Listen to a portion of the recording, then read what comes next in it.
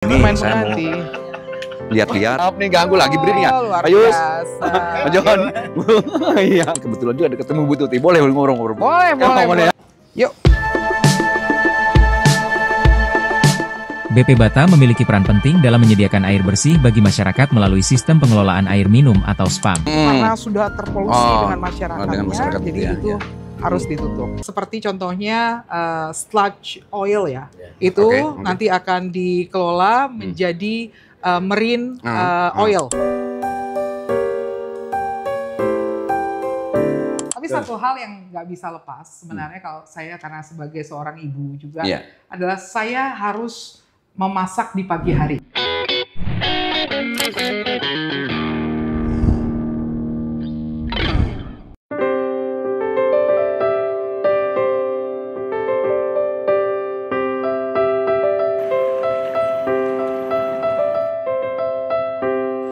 Ya pemirsa Goes Indonesia, ini WTP di Dam Muka Kuning, salah satu instalasi untuk mengolah air baku dari Dam Muka Kuning menjadi air bersih. Di sinilah instalasinya. Ini cukup lumayan untuk memenuhi kebutuhan suplai air bersih untuk wilayah Muka Kuning dan juga wilayah Batu Aji.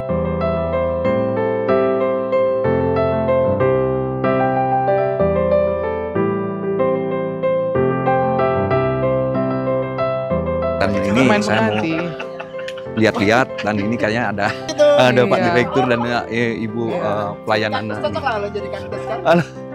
Selamat pagi Ibu Tuti. Selamat pagi. Mohon maaf nih ganggu lagi berdiri ya. Luar Ayus. biasa. Mas John.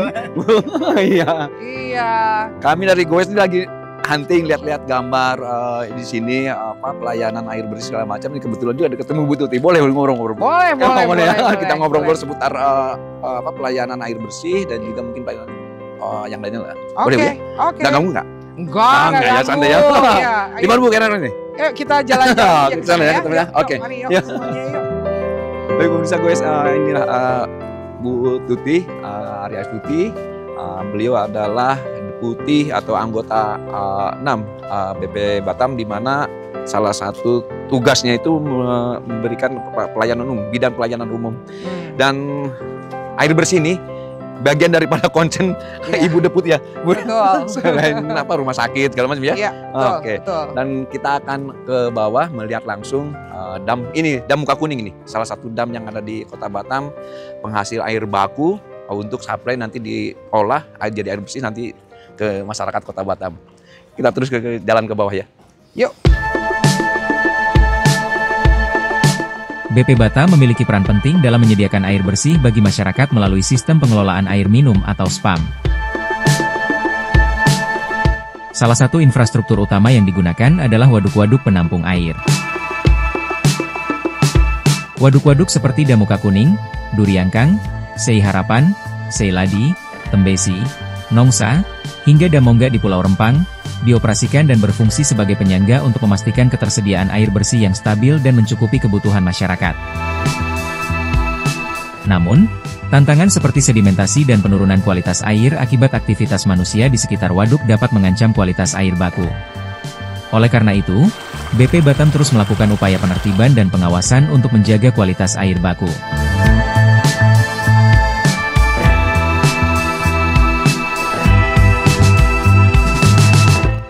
Dengan pengelolaan waduk yang efektif dan efisien, BP Batam dapat menyediakan air bersih yang berkualitas dan mencukupi kebutuhan masyarakat Kota Batam.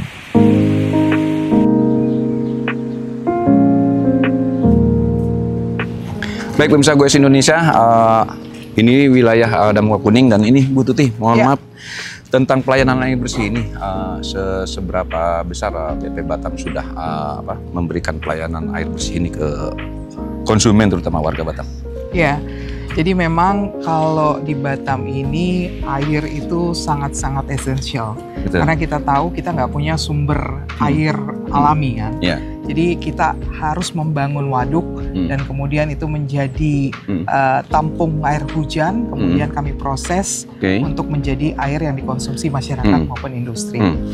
Jadi untuk meningkatkan kualitas air maupun kuantitas air, pada saat ini kami sudah menambah lagi IPA atau instalasi pengolahan air itu dari dam Duri Angkang sebesar 500 liter per detik. 500 liter. Iya. Kemudian dari dam Tembesi itu sebanyak 250 liter per detik. Jadi semoga dengan penambahan ini bisa memuaskan atau mencukupi ya kebutuhan di masyarakat. Nah sebenarnya kalau dam ini kan sumbernya dari dam ya Pak? Iya, betul. Ada berapa dam di Batam nih? Sebenarnya kalau kita lihat di Batam ini kita punya 9 dam. 9 dam ya? Iya, tapi sudah ada beberapa yang memang kita tidak atau tutup operasionalnya karena sudah tidak memenuhi kualitas air. Oh, dari seperti segi dam Baloi karena sudah terpolusi dengan masyarakatnya, jadi itu harus ditutup. Jadi kita saat ini ada 6 yang efektif masih berfungsi ya? Iya, betul. Terus dari kapasitas itu udah bisa mengcover seluruh kebutuhan, kan tingkat pertumbuhan masyarakat itu juga sangat tinggi ya, betul, ya kan gitu kan. Betul. Memang kalau kita lihat sekarang ini di Batam ini masih terdapat 18 stress area atau area yang tidak bisa dialiri oleh air. Betul stres loh ya. Itu benar-benar stres. Betul. Jadi kita harus mencari solusi untuk permasalahan ini karena ini sudah dialami oleh baik pengelola yang dulu maupun yang sekarang juga mengalami kesulitan karena elevasi tanahnya yang berbukit-bukit dan tinggi. Apa itu langkah-langkahnya yang diambil BP Batam itu? Jadi kita yang pertama kita harus menambah jaringan air, ya. Kemudian setelah itu kita juga harus menambah daya pompa atau tekanan, gitu. Kemudian kita harus membangun IPA lagi, IPA lagi betul. Penambahan itu. Itulah beberapa solusi. Terus kalau ini Bu, kalau sebenarnya kan ini kan tanda hujan semua nih. Iya. Kita kan nggak mungkin juga berharap hujan terus kan. Betul. Solusinya kira-kira apakah ada penambahan dam yang sumber airnya di luar dari air hujan atau gimana? Jadi kalau kita mau nambah dam, kita otomatis harus melihat lokasi dulu. Dan untuk saat ini di Batam sudah memadai. Seperti ini waduknya, nggak bisa tambah waduk lagi. Kecuali nanti di Rempang dan Galang. Itu mungkin. Gitu. Di daerah sana ya? Iya, satu hal yang bisa kita lakukan adalah dengan memanfaatkan embung-embung air yang ada. Gitu. Nah itu kita bisa menjadi tambahan untuk kapasitas air.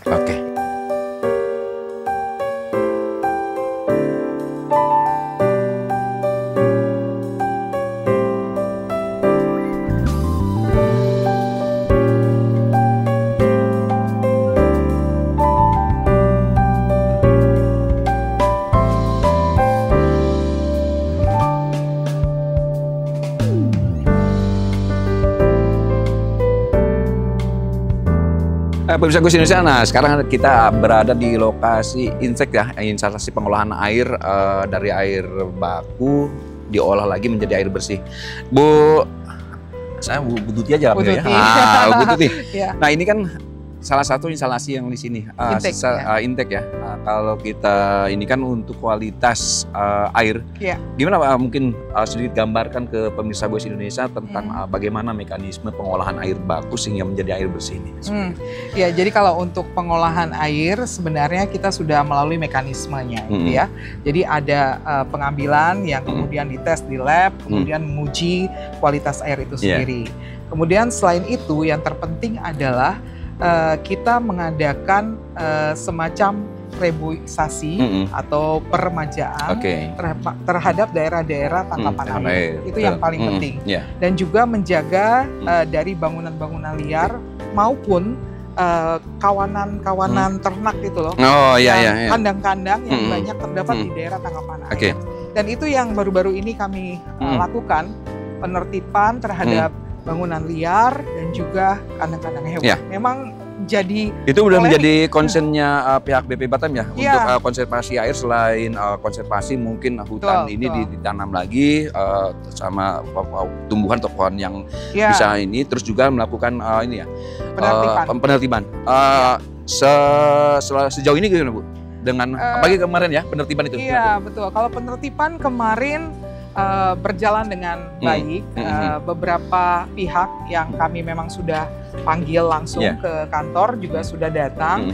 Dan mereka memang mengetahui akan keberadaan DTA, tapi mereka tidak mengetahui mengenai patok-patok batasnya. Ya, karena itu kami memberikan pengertian, dan karena banyaknya dari mereka itu yang merupakan kumpulan asosiasi penanam tanaman hias dan sebagainya, maka kami tawarkan solusi yang lain. Kan kita punya agribisnis jadi kami tawarkan mereka kalau di daerah DTA ini memang tidak bisa terlalu banyak area yang mereka ambil, kami pindahkan saja. Kalau kita ngambil ini Bu, contoh yang di Tembesi kan banyak juga masyarakat yang juga ini pengrajin keramba gitu ya. Itu kira-kira dari sisi ini gimana? Mengganggu nggak kira-kira dengan untuk kualitas? Dari keramba sih sebenarnya ya ada mengganggunya, tapi juga bisa juga dia itu memakan plankton yang ada di dalam air gitu ya, sehingga bisa berbuat baiklah terhadap kualitas air itu sendiri. Jadi syarat ini tidak terlalu mengganggu tidak terlalu mengganggu, tapi kami tetap melakukan penertiban itu ya. Artinya tetap juga harus ini. Nah, ini dam durian. Ini termasuk kayaknya dam tertua kalau saya lihat Muka Kuning ya. Kalau lihat dari informasi itu di tahun 1986 ya. Ini kalau dari kapasitas berapa Bu? Kalau di sini? Kapasitasnya berapa ini, Ulusi? Iya. 300 ya. Ini untuk kebutuhan kemana aja nih? Untuk dari sini nih, produksi air bersih itu. Untuk daerah sekitar sini ya. Muka Kuning. Oh, Muka Kuning Batu Aji. Ini kan cukup lumayan luas juga dan sumber airnya dari hutan itu ya. Nah, nanti ini yang tadi disampaikan Ibu untuk reboisasi segala macam di sekitar sini ya. Iya, betul. Untuk reboisasi kami juga bekerja sama dengan beberapa perusahaan memang yang menaruh perhatian khusus untuk reboisasi. Seperti ada PT apa kemarin itu? TDK, ya PT TDK, bermitra dengan pihak-pihak PT Eco Green ya, dan itu terbuka ya BP Batam? Terbuka, kita open. Itu. Kita menawarkan itu kepada PT-PT. Dari pihak swasta menawarkan untuk nanti BP Batam yang fasilitasi. Betul. Nah, terus nanti kalau seumpamanya kerjasama ini dilakukan, berarti itu memang udah diserahkan lah ya ke BP Batam untuk mengelola. Itu program CSR mereka lah. CSR mereka ya. BP Batam yang memfasilitasi dan untuk kebutuhan ini. Nah, Bu, kalau seumpamanya Dam Muka Kuning kan salah satu objek yang paling vital untuk daerah Muka Kuning sini. Kalau daerah yang lain Bu, kayak Sekupang, terus daerah Bengkong, itu sampai dari mana tuh? Dari Seharapan ada. Kalau di Bengkong itu dari Sungai Ladi. Nah, Sungai Ladi kita juga akan membuka IPA baru. Sekarang ini belum ada ya? Sekarang sudah ada, tapi belum ada yang IPA yang baru 50 liter per detik.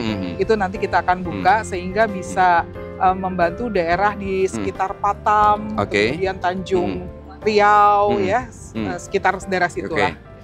Jadi kalau untuk kebutuhan air sih secara teknis mungkin ini kan dengan tingkat perkembangan masyarakat kan terus ini Bu. Insya Allah kebutuhan air bersih BP Batam gimana? Seberapa yakin bisa mengcover? Memang selama ini permasalahannya di sumber air baku kita yang terbatas dan juga banyaknya penduduk sekarang ini, sehingga permintaan terhadap air bersih semakin meningkat. Demikian juga industri. Industri kita kan sudah luar biasa. Sekarang ini sudah hampir 1.300. Ini harus matching dengan program Pak Prabowo juga, soalnya investasi kan harus ini, kebutuhan belum air lagi harus ini kan. Kebutuhan data center. Data center juga itu memakan air banyak sekali. Data center itu butuh air juga ya? Betul, sangat-sangat. Itu untuk cooling sistemnya, makanya mereka membutuhkan. Tapi kalau data center mungkin tidak butuh air bersih, kayaknya air baku kayaknya cukup. Iya, tapi tetap mereka membutuhkan itu ya. Makanya kita sekarang sedang berusaha mencari alternatif lainnya, di antaranya SWRO. Kemudian kita juga berencana untuk membangun estuary dam. Estuary dam. Untuk di daerah Galang dan Galang Baru itu nanti akan dibentuk estuary dam. Yang Sungai Gong itu belum ini kan ya? Sungai Gong belum diserahkan oleh Kementerian PU. Tapi secara teknis udah bisa difungsikan itu? Sudah bisa difungsikan. Ya, tapi kapasitasnya masih kecil. Masih kecil. Ya. Bu, bisa dilanjutkan kita ke tempat yang lain? Ya, boleh yuk. Di sini udah mulai panas. Baik pemirsa Goes Indonesia, kita akan lanjutkan bincang-bincang kita dengan Ibu Deputi 6, Bu Aryasuti, setelah yang satu ini.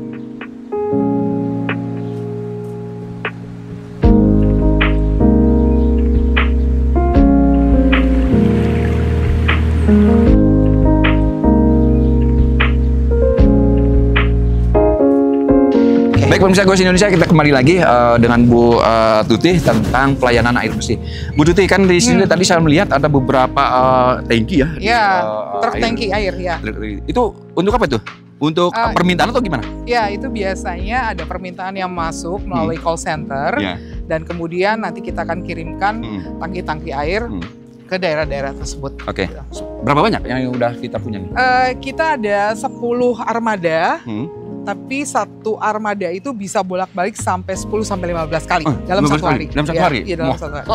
Memang sangat luar biasa. Efektif. Karena memang tadi disampaikan oleh Bu Tuti kan ada 18 stress area. Stress area yang notabene otomatis harus dilayani juga oleh BP Batam untuk kebutuhan air bersihnya. Betul. Nah, itu tadi ada 10 tangki dan seharinya kurang lebih satu tangki itu 10 trip ya? 10 sampai 15 kali. 10 sampai 15 kali trip. Betul. Jadi betul-betul sangat butuh sekali air bersih ini untuk pelayanan di masyarakat. Kita akan lanjutkan, Bu Tuti. Oke, kita lihat sana ya. Ya.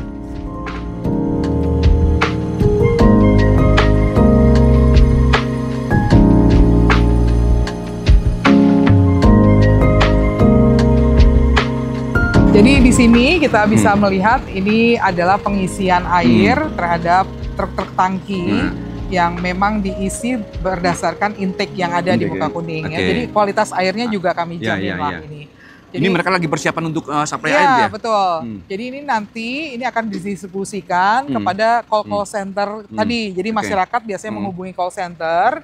Kemudian, sambil lihat. Ya, call center, kemudian nanti didistribusi mana-mana saja daerah yang harus nanti diisi oleh air. Ini real time ya? Kalau seumpamanya masyarakat langsung menghubungi, nanti call center langsung menghubungi ke pihak ke sini ya? Iya, betul. Ada persyaratan khusus, Bu? Kalau nggak ada sih, tapi selama armadanya mencukupi, terkadang memang kalau tiba-tiba ada telepon yang masuk, tapi armadanya semua sedang keluar, berarti membutuhkan waktu lah gitu. Jadi kalau masyarakat menghadapi kendala tentang air bersih, baik itu gangguan ataupun di stress area, BP Batam udah menyiapkan tangki-tangki ini. Ada kurang lebih 10 unit tangki air bersih yang bisa siap melayani kebutuhan air bersih di lokasi-lokasi stress area ataupun pada saat ada gangguan. Ya. Jadi pengisian airnya ini satu tangki ini 10 menit. 10 menit. Ya, ini berapa liter? Kalau ini ukuran nih? 500 liter ya? 500 liter ya. 10 menit. Kemudian nanti perjalanannya tergantung daerah-daerahnya ya. Biasanya nanti bolak-balik itu membutuhkan waktu 1 jam lah untuk mereka ngisi lagi airnya. Tadi kalau dihitung tadi Ibu Tuti sampaikan kurang lebih sehari itu sampai 10-15 ya, kurang lebih. Betul. Luar biasa sekali. Jadi mereka istirahat makan siang dulu gitu ya. Terus nanti langsung mengisi lagi. Oke, pemirsa Goes Indonesia, kita akan lanjutkan obrolan kami dengan Bu Tuti setelah yang satu ini.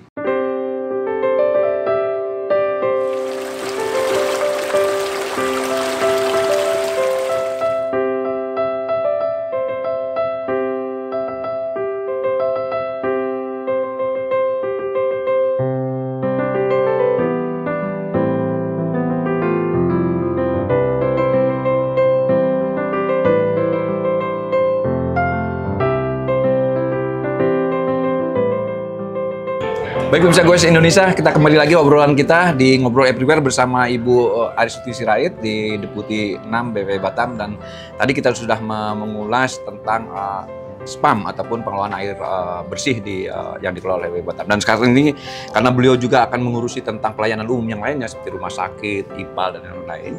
Kita akan ngobrol tentang rumah sakit, Bu Tuti, tentang rumah sakit yang dikelola oleh BP Batam ini. Kira-kira untuk meningkatkan kualitas kesehatan melalui rumah sakit yang dikelola BP Batam ini, apa yang dilakukan oleh pihak BP Batam hari ini dan kedepannya rencananya? Iya, kalau untuk rumah sakit karena kita itu sudah berdiri cukup lama, kita juga merupakan rumah sakit rujukan pertama di Kepri, Kepulauan Riau yang terbaik. Jadi kita juga harus meningkatkan, otomatis meningkatkan pelayanan terhadap masyarakat. Di antaranya ya tentu saja dengan pelayanan penambahan SDM. Kualitas SDM juga harus kita perhatikan. Dokter-dokter yang melayani adalah dokter-dokter terbaik yang bisa kita temukan di Kota Batam dan juga Kepulauan Riau. Serta perawat-perawatnya, serta juga kualitas yang lainnya. Kemudian pelayanan terhadap masyarakat dengan fasilitas, sarana, prasarana juga semakin kita tingkatkan lagi. Karena kan beberapa waktu yang lalu kan kita memang pernah ada wacana tuh. Iya. Nanti saya tanya itu. Iya, kita sekalian aja. Sekalian aja. Iya, kita waktu itu ada wacana untuk kerjasama dengan Mayapada. Ya. Jadi otomatis beberapa waktu yang lalu RSBP stop untuk melakukan perencanaan ke depan karena nantinya kan akan di take over. Betul. Tetapi kemudian pimpinan yang baru mulai bulan April awal itu sudah menetapkan bahwa kita tidak jadi melanjutkan kerjasama dengan Mayapada, maka RSBP harus juga berdiri sendiri. Iya, dan Mayapada nanti akan mendirikan rumah sakit di sebelah Taman Rusa. Jadi tetap akan ada lokasi. RSBP sesuai dengan yang sekarang berada dan terus melakukan pelayanan. Dan di lain pihak Mayapada pun diberikan akses atau peluang untuk mendirikan rumah sakit. Betul. Seperti gitu ya. Betul. Konsepnya. Karena kan kawasan Sekupang itu sudah ditetapkan sebagai KEK Kesehatan. Jadi walaupun kita tidak jadi kerjasama dengan Mayapada, tetap RSBP itu juga merupakan KEK Kesehatan. KEK Kesehatan gitu ya. Nah, dengan perubahan apalagi sekarang konsepnya KEK. Kira-kira akses masyarakat secara umum karena dulu kan mungkin sedikit lebih mudah ya masyarakat umum ya, tidak hanya karyawan PP Batam atau otoritas Batam waktu itu. Tapi masyarakat umum bisa mengakses. Sekarang seberapa mudah masyarakat secara umum, apakah masih sama mudah untuk bisa dilayani di RSBP Batam atau bagaimana? Iya, kalau sekarang ini saya bilang sangat-sangat mudah gitu loh. Mudah ya? Sangat bisa diakses oleh setiap kalangan dari berbagai juga denominasi atau apapun itu bisa mengakses langsung rumah sakit kami. Kan kami kan juga merupakan pelayanan terhadap BPJS. Dan BPJS ini kemarin kami memenangkan award dari BPJS sebagai pelayanan rumah sakit paripurna tipe B terbaik di Kota Batam. Jadi dengan demikian kita sudah bisa menetapkan diri sebagai rumah sakit terbaik. Nanti kalau sumpahnya anggaplah Mayapada itu, jadi nih, ini kan mohon maaf kalau kata ada saingan nggak kira-kira tuh? Kita nggak takut saingan kok. Kita nggak takut saingan. Berarti artinya kita kan, harus semakin ini kan bertetanggaan lagi. Iya. Kira-kira gimana tuh rencana ke depan kita BP Batam hadir ya Mayapada, terus BP Batam pun harus eksis. Gimana tuh? Ada konsep apa ataupun rencana apa? Kita tentunya akan mengembangkan konsep-konsep bisnis dan terutama juga untuk pelayanan terhadap masyarakat. Tetapi perlu dicermati bahwa RSBP dan Mayapada itu dua tipe rumah sakit yang berbeda. RSBP merupakan rumah sakit pemerintah, sedangkan Mayapada merupakan rumah sakit swasta. Ya, dengan demikian, banyak juga pelayanannya yang nanti juga akan bersinggungan, tetapi kami saling melengkapi saja. Kami nanti akan membuka percakapan tentunya dengan Mayapada, apa yang bisa kita lakukan kerjasama tentunya kita. Mungkin udah diatur lah. Ini Anda melakukan ini, biar kami yang melakukan ini. Mungkin seperti itu ya? Kira-kira. Seperti itulah. Berbagi pasien. Pokoknya berbagi pasien.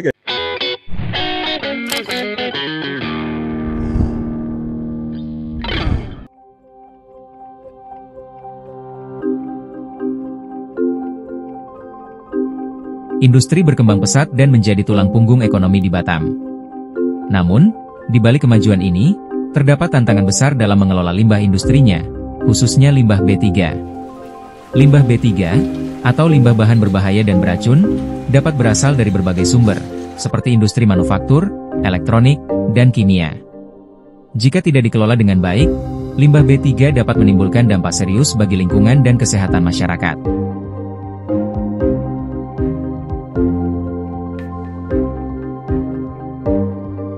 Industri manufaktur yang berkembang pesat menghasilkan limbah B3 dalam proses produksinya, seperti limbah kimia dan logam berat. Industri elektronik juga menjadi salah satu sumber penghasil limbah B3 di kota ini. Di kawasan pengelola limbah industri di Kabil, BP Batam telah membangun kawasan dan fasilitas pengelolaan limbah B3.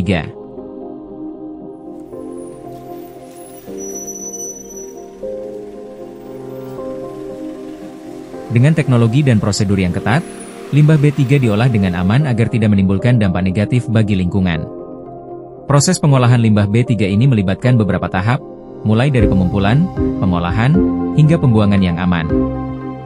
Badan Pengusahaan Batam, melalui kawasan pengelola limbah industri di Kabil, telah berkomitmen untuk mengelola limbah B3 dengan baik. Fasilitas ini dilengkapi dengan teknologi canggih dan prosedur yang ketat untuk memastikan bahwa limbah B3 diolah dengan aman dan tidak menimbulkan dampak negatif bagi lingkungan. Upaya pengelolaan limbah B3 di Batam tidak hanya tentang memenuhi regulasi, tetapi juga tentang menjaga keseimbangan antara pembangunan ekonomi dan pelestarian lingkungan. Dengan mengelola limbah B3 dengan baik, kita dapat memastikan bahwa Kota Batam tetap menjadi tempat yang aman dan sehat bagi masyarakat.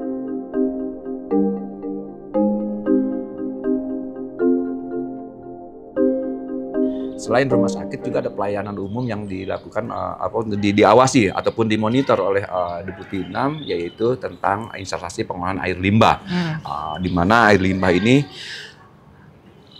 limbah yang dari rumah tangga maupun dari industri memang BP Batam punya sangat concern, sehingga adalah IPAL. Ada juga pengolahan limbah yang ada di Kabil itu untuk limbah B3 sampai. Nah, Bu Tuti, tentang IPAL ini. Bagaimana sejauh ini BP Batam, pemerintah lah dalam ini, untuk mengelola limbah-limbah yang ada baik itu dari industri maupun dari rumah tangga? Oke, kalau yang dari industri sekarang ini tentunya ada yang namanya KPLI B3, itu ada di Kabil, kawasan pengelolaan limbah industri B3. Itu sudah berdiri sejak tahun 1995. Ya, kemudian berubah nama jadi KPLI itu semenjak tahun 2007, sesuai dengan instruksi dari Kementerian Lingkungan Hidup waktu itu. Ya. Sehingga di situ juga saat ini sudah terdapat 33 tenan yang akan mengolah limbah B3 ini menjadi bahan yang untuk diekspor ke Cilengsi ataupun juga yang bisa dimanfaatkan kembali gitu. Iya, betul. Kayak seperti contohnya sludge oil ya. Itu nanti akan dikelola menjadi marine oil gitu. Kemudian ada limbah plastik yang nanti akan diolah menjadi biji plastik. Jadi di KPLI itu sudah Jadi KPLI itu lebih kepada menyiapkan lahan area untuk mengolahnya. Yang ngolah itu pihak perusahaan tenan atau swasta. Tenan swasta. Apakah sudah cukup mengcover KPLI yang ada di Kabil itu dengan pertumbuhan industri yang sekarang ini? Atau kedepannya gimana tuh? Iya, sebenarnya kalau dari sisi cukup atau tidaknya, terus terang tidak cukup. Belum cukup. Kita membutuhkan kawasan yang lebih luas lagi. Karena industri kita kan semakin meningkat. Betul. Jadi pengolahan limbahnya juga akan semakin meningkat. Kita saat ini sudah ada berapa hektar? 20 hektar. Ada perencanaan untuk di sekitar situ juga? Tapi tidak ada lagi. Di lahan di sekitar situ sudah. Berarti di lokasi yang lain? Mungkin nanti daerah yang lain kita akan cari lagi. Ya. Nah, itu mungkin salah satu program yang sudah disiapkan ya jangka panjangnya oleh pihak BP Batam untuk mengolah limbah. Terkait masalah IPAL sendiri yang industri rumah tangga yang kemarin-kemarin juga sempat disinggung nih.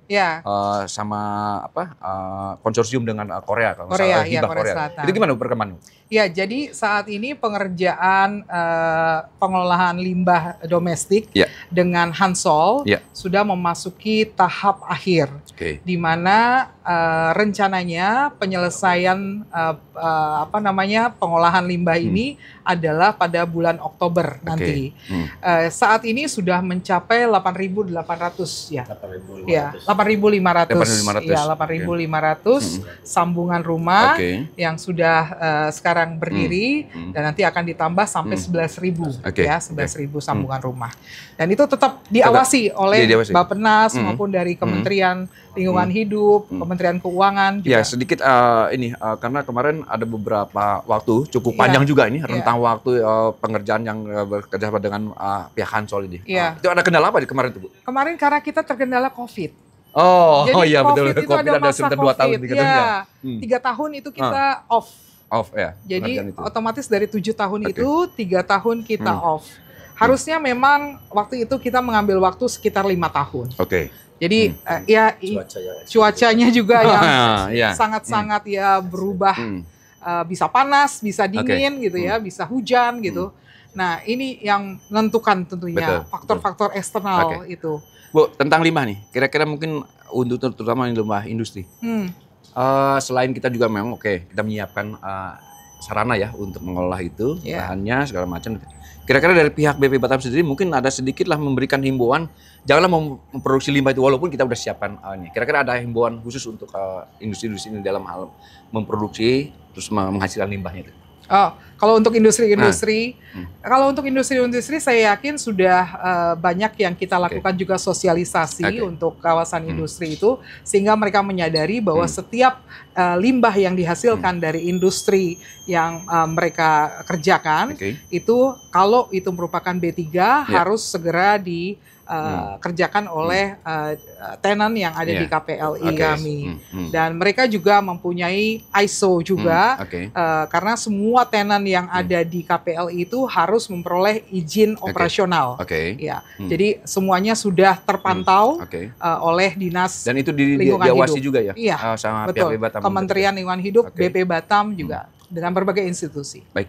Pemirsa Goes Indonesia, kita akan lanjutkan lagi obrolan kita semakin menarik tentang pelayanan umum BP Batam dengan Ibu Deputi 6, Ibu Aristi Sirait, setelah yang satu ini.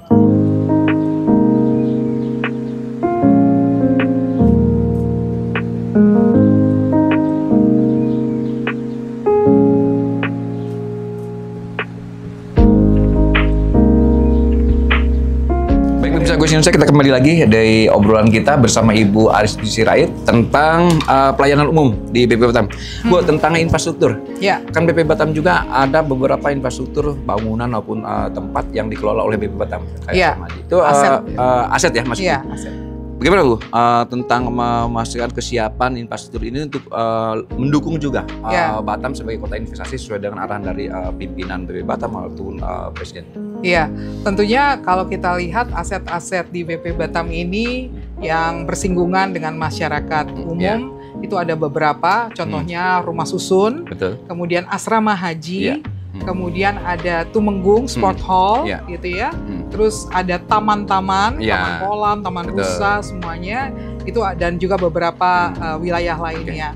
Itu merupakan aset yang kami kelola, memang berdasarkan instruksi dari Kepala BP untuk kami kembalikan untuk masyarakat.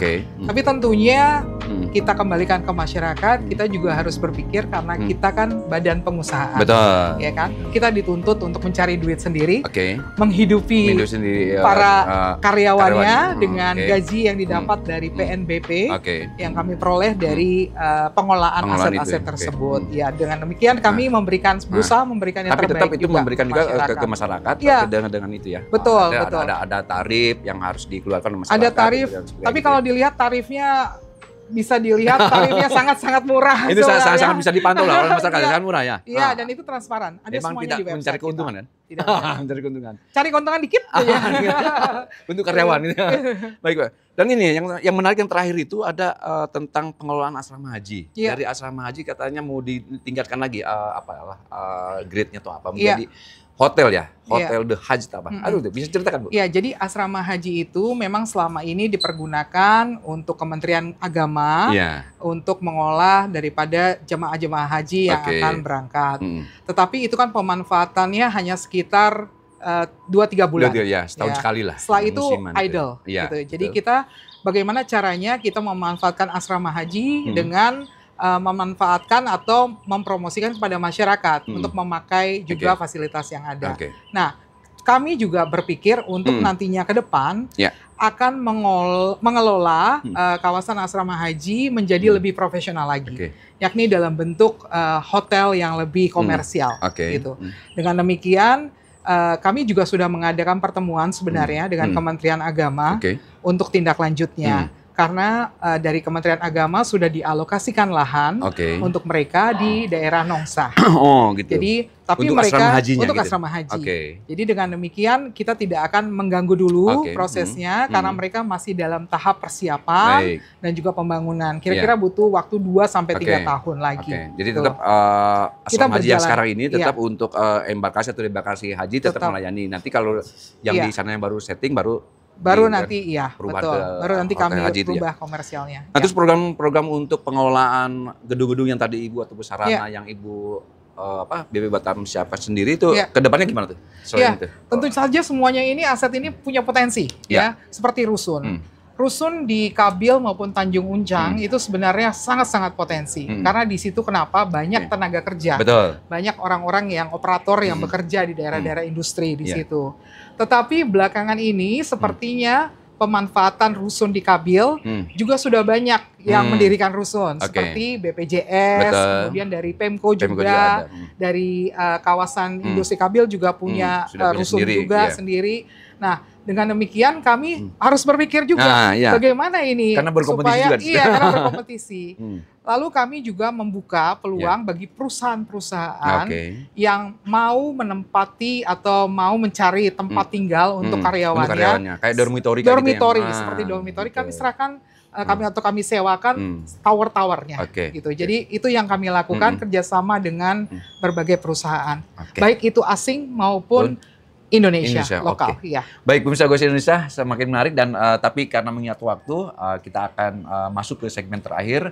Untuk segmen ini kita selesaikan dulu dan kita akan lanjutkan lagi setelah yang satu ini.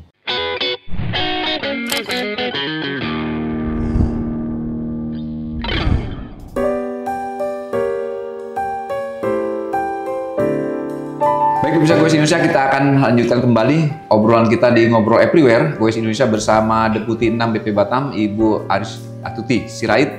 Dan sebagaimana kita ketahui, beliau ini kemarin saya sempat mendengar juga dari Wakil Kepala BP Batam, beliau adalah yang deputi yang paling sangat disayangi dan paling cantik. Karena memang satu-satunya deputi dari 7 deputi di BP Batam, di kepemimpinan BP Batam di Pak Amsakar dan Ibu Li Claudia ini, beliau adalah satu-satunya perempuan yang dipercaya untuk menjadi deputi. Dan beliau adalah satu-satunya deputi yang mungkin lahir di Batam. Dan kita akan ngobrol lanjutkan obrolan kita. Bu Tuti, sebagaimana kita ketahui kan, Ibu satu-satunya perempuan menjadi deputi nih. Dan di era sepengetahuan saya dari zaman otoritas sampai dengan hari ini, ya inilah yang pertama sebagai deputi atau pimpinan di BP Batam. Kira-kira dengan dapat aman itu apa yang dirasakan Ibu sekarang? Pertama, memang selama 54 tahun keberadaan BP Batam, itu baru kali ini deputinya ada yang perempuan. Itu memang saya sendiri jujur, karena saya kan bergerak dari mulai staff sampai dari Kasih, kemudian Kabak, Kabiro, itu memang dari bawah, level bawah. Saya sendiri terkejut gitu, apalagi orang lain mungkin karena memang sesuatu yang tidak pernah saya pikirkan, tidak pernah dan tidak terbayang juga ya? Tidak pernah terbayangkan. Karena saya waktu itu berpikir harus kerja. Itu saja sebenarnya dalam pikiran saya. Dan ya alhamdulillahnya puji Tuhan diapresiasi oleh orang-orang sekitarnya. Gitu lah. Jadi kalau pimpinan yang sekarang memang pada beberapa waktu yang lalu pernah memanggil saya, gitu loh. Karena mereka menyatakan ingin mengangkat saya sebagai salah satu deputi mereka. Tapi tentu saja kan itu harus approval dari pusat ya. Jadi saya waktu itu tidak mengharapkan apa-apa juga. Gitu. Tapi mau dipanggil juga ditanya ya? Iya. Mau nggak katanya? Mau dong. Jujur gimana saya tuh pas dipanggil awal? Iya, waktu dipanggil tentu saja saya tidak bisa berkata apa-apa. Saya speechless karena waktu itu saya benar-benar sama sekali tidak pernah terpikirkan loh Bang, tidak pernah terpikirkan sama sekali. Karena waktu itu saya hanya berpikir bagaimana saya melakukan pekerjaan saya secara profesional, berhubungan dengan media, berhubungan dengan masyarakat melalui media, kemudian menjalin komunikasi dengan investor, itu saja yang saya lakukan. Promosi waktu itu ya? Ya, dan kemudian dari protokol saya juga harus melayani para pimpinan kan yang waktu itu bertugas. Nah, ketika saya ditawarkan, tentu saja saya sangat terkejut gitu. Tapi saya juga waktu itu minta waktu untuk bisa membicarakan dengan suami saya. Karena bagaimanapun saya itu seorang perempuan, seorang istri. Jadi harus meminta approval dari suami saya. Jadi ketika saya komunikasi dengan suami saya, apakah kita terima ini? Karena kan jabatan deputi ini otomatis 5 tahun, ya kan? Sedangkan karir PNS saya, ASN saya itu masih ada sisa 13 tahun lagi. Jadi masih ada jeda lumayan panjang ya? Iya, lumayan panjang, 8 tahun kan. Waktu itu pada saat ditanya, udah tahu ini untuk deputi apa segala macam? Ada? Waktu itu sudah pernah dibilang kemungkinan, waktu itu pasti kata-katanya kemungkinan kamu akan jadi deputi pelayanan umum. Baik. Ketika pelayanan umum itu mencakup apa saja gitu kan? Ternyata mencakup rumah sakit, spam, fasilitas dan lingkungan. Baik. Itu totally out of the box. Di luar sama sekali di luar. Karena selama 24 tahun saya berkarya bergelut di bidang itu aja di BP Batam.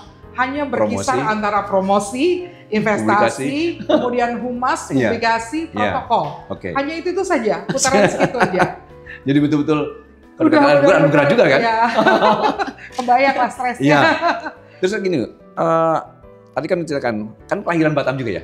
Kelahiran Banjarmasin sebenarnya. Oh, Banjarmasin kelahiran. Iya. Jadi besar. Saya baru pindah ke Batam tuh tahun 89 ketika SMP. SMP. Iya, tapi masuk di SMP sampai sejauh ini berarti kan mengikuti betul perkembangan bagaimana Batam. Nah, sebagai dari mulai SMP sampai dengan hari ini berkarir di Otorita BP Batam sekarang dan sekarang menduduki anggaplah di puncak lah, walaupun bukan full puncak. Kita melihat Batam ini bagaimana? Butuh secara pribadi lah. Iya. Saya tuh datang ke Batam itu ketika SMP kelas 1 itu tahun 89. Dan waktu zaman saya itu zaman SMP di Yosdarso. Yosdarso masih di Nagoya sana. Belum yang di Batam sekarang ini. Dan itu semuanya lahan bukan aspal, melainkan tanah liat merah. Tanah liat ya. Boksit ya? Boksit yang susah dilalui dengan mobil. Jadi kalau hujan itu kita harus jalan kaki tanpa sepatu untuk mencapai sekolah. Gak kebayang lah seperti sekarang. Gak kebayang seperti ternyata sudah berevolusi sedemikian rupa sehingga sekarang kita bisa melihat Batam yang sekarang ini dengan jalan yang lebar-lebar, dengan fasilitas-fasilitas yang sudah terbangun, dengan juga pelayanan terhadap publiknya yang sudah semakin meningkat gitu ya. Jadi betul-betul mengikuti dan ada mungkin hal-hal sifatnya menumbuhkan rasa ini aku nih orang Batam, walaupun memang bukan lahir di Batam. Ada semacam itu? Ya, tentu saja saya sangat bangga menjadi orang Batam. KTP saya kan udah KTP Batam tuh. Anak-anak saya juga lahir di Batam semuanya. Jadi otomatis Batam ini adalah cinta pertama saya, lah, bisa dibilang begitu. Terhadap pembangunan kota ini juga saya sangat senang sekali karena kota kita sudah sangat maju dengan pertumbuhan industrinya yang dinamis dan berbagai upaya perdagangan, pelabuhan yang telah dilakukan di kota Batam. Ini ada semacam menarik juga nih. Kira-kira bisa juga menjadi semangat untuk generasi muda warga Batam nih. Kira-kira ada harapan apa nih untuk generasi muda? Apalagi Bu Tuti kan dari kecil ya SMP sampai dengan menapaki hari ini. Ada pesan khusus mungkin untuk generasi muda bagaimana mencintai Batam itu? Kalau untuk generasi muda, saya hanya berpesan nothing is impossible. Tidak ada yang tidak mungkin. Semuanya bisa terjadi. Asalkan kita tetap bersemangat kemudian juga bekerja dengan giat, belajar dengan giat bagi generasi muda terus juga tidak mudah patah semangat. Karena ini masalahnya generasi muda zaman sekarang bilang generasi strawberry katanya yang akan mudah patah semangatnya ketika dihadapi dengan masalah. Nah, ini saya ingin encourage semua generasi muda untuk nikmati saja semua proses kehidupan. Kadang kita ada susah, kadang ada senangnya, kadang ada duka, ada suka. Semuanya nikmati saja perjalanannya. Nanti kita akan lihat kemana kita akan diletakkan dan disitulah ketika kita ada dalam posisi tersebut, kita tahu kita layak untuk dapat posisi tersebut. Itu generasi muda Kota Batam. Itu pesan Bu Tuti itu. Beliau menyampaikan semangat. Tidak ada sesuatu yang tidak mungkin. Pasti kemungkinan ada aja. Cuma masalah waktu aja Bu ya. Soal waktu aja. Bu, ini kan gini. Dari mulai berkarir, setahap segala macam. Tentunya beda dong. 100 hari terakhir nih. Dari mulai. Beda banget. Beda banget ya. Gimana mengikuti nih? Mengatur waktu. Sekarang udah mau tengah malam kebakaran. Turun. Terus saya mengikuti medsos Ibu. Rajin biasanya game. Itu gimana ngatur waktu sekarang? Keluarga, sebagai ibu rumah tangga ya tentunya, punya anak-anak, terus juga ada suami, terus sekarang tuntutan pekerjaan nih sebagai salah satu pimpinan lah atau deputi di gimana Ibu ngatur waktu? Jadi saya cerita sedikit flashback. Saya masuk ke BP Batam itu Otorita zaman itu tahun 2001. Kemudian saya stagnan dengan posisi saya sebagai staff sampai tahun 2014. Bayangkan 14 tahun. 14 tahun di unit kerja yang itu ya? Unit kerja itu dan hanya sebagai staff. Rekan-rekan saya sudah naik semuanya ke level kabak, bahkan direktur. Ada Pak Dendi, ada Pak Ilham, ada Topan bahkan, ya itu semuanya teman-teman saya. Mereka sudah naik duluan daripada saya. Saya kenapa gitu loh? Kenapa kok nggak bisa naik? Karena waktu itu ijazah Australia saya di downgrade. Dan untuk itu saya harus kuliah. Memang ada aturan seperti itu ya? Betul, karena kan persamaan dikti ya. Betul. Nah, makanya saya harus kuliah lagi. Saya akhirnya kuliah karena tidak boleh di luar, tidak boleh di luar kota Batam waktu itu karena kita komitmen dengan ASN. Jadi harus di Batam. Jadi waktu itu ngambil di Ibnu Sina, kemudian meneruskan S2 di Uniba. Dan saya berasa gini, dimanapun kita belajar, kalau kita bisa menjadi yang terbaik, itu akan menunjukkan kualitas kita. Dan di situ, alhamdulillah puji Tuhannya, saya bisa mendapatkan IP 4,0, which is sempurna, gitu kan. Nah, kita kan hanya pelajar kan waktu itu kan. Nah, setelah 2014, kemudian saya naik menjadi kasih. Kemudian naik lagi jadi kabak. Jadi diikutilah dengan background pendidikan, kemudian kenaikan grade. Kemudian setelah itu kabak, setelah itu karo. Bayangkan sekarang 2025. 2014 sampai 2025 itu berarti sekitar 10 tahun. 11 tahun lah. 11 tahun ya. 11 tahun. Itu sudah menjadi deputi. Itu. Bayangkan itu. Makanya nggak ada yang nggak mungkin, bro, dalam hidup ini. Tidak ada juga deputi biasanya berkarir dari bawah ya? Iya, betul. Belum ada sejarahnya kan? Belum. Semuanya di drop dari pusat. Ada yang dulu Pak Prianto. Oh iya, Pak Pri. Iya, itu beliau kan juga dari bawah, dari protokol juga beliau. Protokol, betul. Iya. Nah, itu salah satunya. Dan kemudian harus membagi waktu dengan keluarga. Ini yang agak sedikit perubahan yang luar biasa. Kalaulah meningkatnya bertahap dari kepala biro menjadi ini tidak langsung ke ini, mungkin waktu bisa tahu lah gitu kan. Tapi sekarang udah ke deputi. Sekarang udah itu gimana? Deputi itu rasanya saya tuh bertanggung jawab terhadap pekerjaan, tapi di satu sisi saya juga bertanggung jawab terhadap keluarga. Gimana memberikan balance di antara kehidupan work life dan juga family life itu. Untungnya saya selalu disupport, saya punya support system saya yang luar biasa, yaitu keluarga. Ada ibu saya, ada suami saya, ada nggak protes lah suami dengan waktu yang sekarang. Untungnya anak saya tiga-tiganya cowok. Jadi memang semuanya paling cantik juga. Di rumah pun paling cantik gitu. Nggak ada lawan. Nggak ada lawan. Jadi memang ya Tuhan sudah menggariskan, sudah mengatur lah, sudah mengatur. Jadi anak-anak saya ini sudah terbiasa juga dengan mandiri. Jadi satu hal memang achievement yang saya sekarang sedang usahakan atau sudah terjadi sebenarnya. Gimana pendidikan anak, ya kan? Nah, anak saya kebetulan yang baru saja tamat SMA, puji Tuhan sudah diterima di ITB. Iya. Tapi kemarin itu dia diterima sebenarnya di tiga universitas terbaik Indonesia. Satu di ITB, kedua di UGM, dan yang ketiga di Unair. Dan jadi itu sepertinya itu achievement terbesar saya. Melihat anak saya bisa melalui semuanya gitu. Jadi satu hal yang saya juga sesalkan, nih saya karena deputi pelayanan umum, jadi harus banyak turun ke masyarakat. Melihat sendiri bagaimana kondisi keadaannya sebenarnya di lapangan, karena saya tidak bisa begitu saja menerima laporan kan, saya harus melihat sendiri dengan kepala mata saya sendiri, menyaksikan bagaimana pelayanan kita terhadap masyarakat. Nah, di situ juga saya harus mengurangi kebiasaan-kebiasaan saya seperti nge-gym itu. Kira-kira mengganggu atau enggak? Yang biasanya seperti gitu? Ya biasanya gimana menyikapinya tuh? Ya kita biasa olahraga di gym. Kalau ini kan olahraga jalan juga masyarakat. Olahraga juga dia. Olahraga juga. Tapi satu hal yang nggak bisa lepas sebenarnya kalau saya karena sebagai seorang ibu juga adalah saya harus memasak di pagi hari. Masih sempat? Masih sempat ya? Dan itu memang harus menyempatkan diri pagi-pagi harus menyempatkan diri. Saya itu orang yang susah tidur, Bang. Jadi dalam satu hari itu mungkin saya cuma bisa 4-5 jam aja tidurnya. Setelah itu saya pasti akan bangun gitu.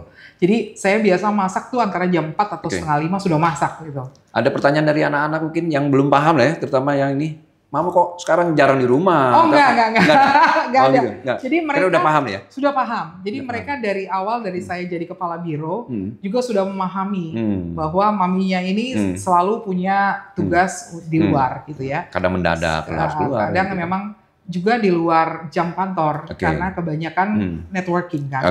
Nah, networking itu hanya bisa dilakukan setelah office hours biasanya. Nah, itu sampai jam 11 sampai jam 12. Jadi mereka sudah terbiasa. Ketika deputi mereka mengetahui lagi pelayanan umum. Betul. Berarti ini lebih lagi. Atau ini lebih luas lagi nih. Lebih luas lagi. Biasanya Sabtu Minggu sama mereka. Tapi ini sekarang masih Sabtu sempat, Minggu udah nggak bisa ya? Sudah dipotong. Sudah ada waktu tapi buat mereka ada tetap. Tapi itu sudah dipotong. Bu Tuti, kalau ini kan kemarin waktu di biro HPP itu ya, Humas, Promosi dan Protokol, kan ruang lingkupnya itu ya, 3 unit. Sekarang di pelayanan umum, mungkin tingkat stres atau apa. Kira-kira gimana mensiasati, menghadapi tantangan ini nih? Stresnya cukup tinggi karena pimpinan memang menargetkan dalam waktu 3 bulan sudah harus ada perubahan. Kemudian dalam bentuk apa tuh perubahan yang dimaksud oleh pimpinan itu apa saja? Baik dari sisi kualitas pelayanan masyarakat, aduan-aduan. Jadi kalau kita 3 bulan ini kita ngukur bagaimana aduan terhadap misalnya gangguan air. Kalau kemarin kita sudah hitung 3 bulan sudah mulai menurun ya gangguan. Berarti airnya sudah cukup baik lah gitu ya. Bagaimana dengan IPAL? IPAL ini orang yang mengadu ini ada galian di sini, ada di sana itu kan. Betul. Nah itu juga sekarang sudah mulai menurun. Berarti sudah mulai memperbaiki kualitas pelayanan. Demikian juga dengan rumah sakit dan juga yang lainnya gitu loh. Dengan kemarin kan ada juga pejabat-pejabat baru yang baru dilantik nih. Sangat terbantu mungkin dengan kawan-kawan yang ada di lingkungan unit pelayanan umum. Sangat terbantu mungkin ya. Tentunya sangat terbantu. Ya, saya tuh punya 2 direktur. Satunya direktur Pak Ius, direktur SPAM dan Fasling. Kemudian yang kedua adalah direktur RSPP yang hari ini nanti akan segera dilantik. Dr. Tanto, spesialis jantung. Beliau juga berasal dari Angkatan Laut dan semoga bisa membawa perubahan lah untuk pelayanan terhadap jadi betul-betul sangat terbantu dengan adanya 2 direktorat ini ya? Gitu. Jadi 2 direktur, satu di rumah sakit ada 2 wakil direktur, di SPAM dan Fasling itu ada 3 wakil direktur.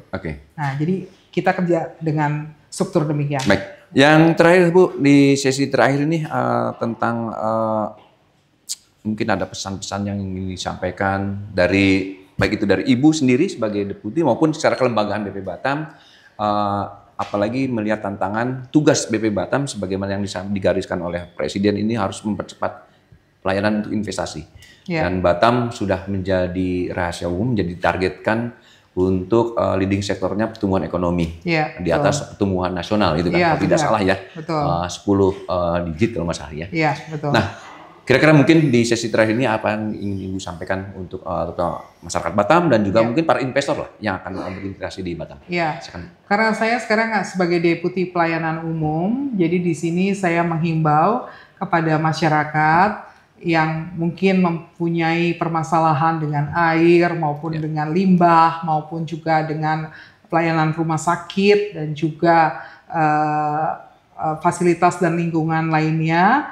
Apabila ada permasalahan, silakan menghubungi saya di nomor telepon saya. Saya selalu membagikan ini 0812 702 3844. 0812 702 3844. Ingat tuh pemirsa Goes Indonesia. Ingat itu. Tidak ada. Apapun rumah sakit bisa di situ. Betul. Karena waktu itu saya memang membagikan waktu saya ada pertemuan dengan kebutuhan anak-anak berkebutuhan khusus. Dan saya membagikan nomor saya. Lalu banyak sekali ibu-ibu anak-anak berkebutuhan khusus itu yang menghubungi saya. Tahu menghubungi saya kenapa? Mereka ingin membawa anak mereka ke taman rusa. Bisa dibantu. Bisa, karena bagian daripada. Betul, karena pelayanan umum kan.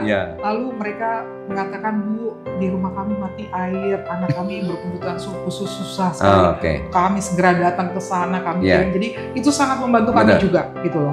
dan untuk melayani masyarakat. Karena itu BP Batam selalu berkomitmen untuk memberikan pelayanan yang terbaik untuk masyarakat. Namun seperti kata pepatah, tidak ada gading yang tak retak, tidak ada yang sempurna, karena kesempurnaan itu hanya milik Tuhan.